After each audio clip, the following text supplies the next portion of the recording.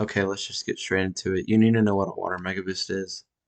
You need to know what route you're going to take, especially for sub 26. You really only have two options, and precision is key because if you can't do anything accurate and consistent, you're not going to be able to do it. Summarize what a water mega boost is. It's basically whenever you get close to a rocket or an enemy, you click square and X or X and A at the same exact time, and you can get a double boost. You got to click it twice though. I'm not going to explain this whole part. Basically, if I put X there, that's where you attack, and if it's X plus A two times, that's where you water mega boost.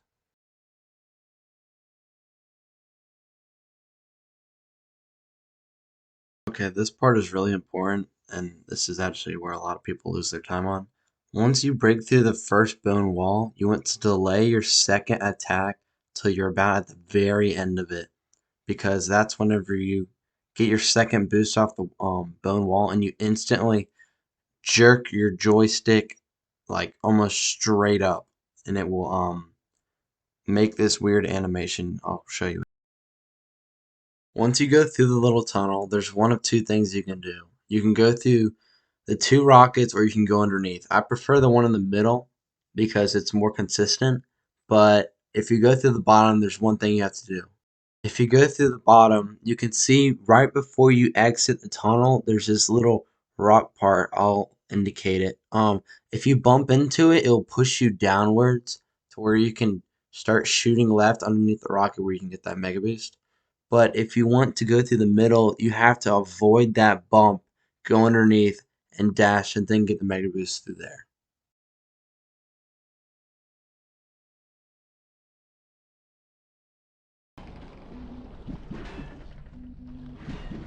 Once you mega boost either through or around the rockets, you'll be in like a little space where you're not mega boosting. You'd also just want to attack, and then you'll go between these next two rockets, and you'll also mega boost. And then there'll be a third rocket coming from the left, and you mega boost off that.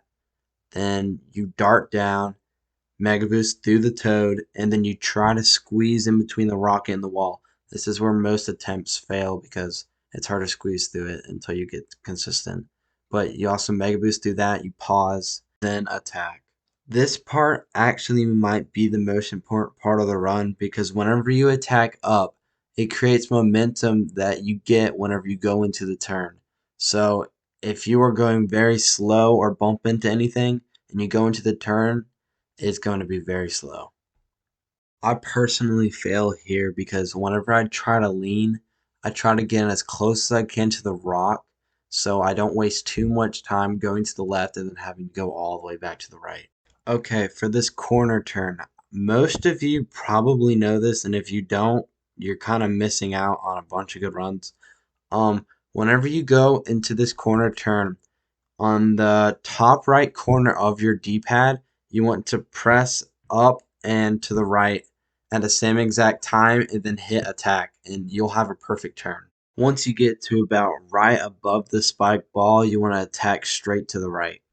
I don't know the physics behind it, but whenever you go through this last little bit, you want to knock your head against the ceiling because it helps you in this upcoming turn for some reason.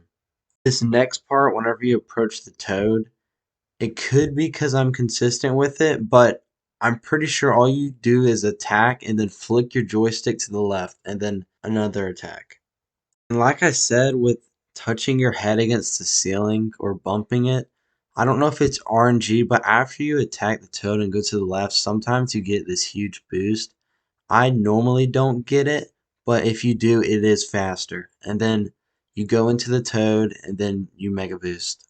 Then as sharp as you can, you cut up with your joystick. I don't think it's straight up, it's kind of diagonal, but you cut up and then you bend left, you go into the spout, and then you hold to the right so your person goes up the spout. And yeah, I might have missed some bits and pieces of where you can improve, but from what I know, that's all you need to get sub 26. And there might be some spots that didn't indicate X's where you need to attack, but you kind of know where you need to attack and what not to. And yeah. guys like this tutorial.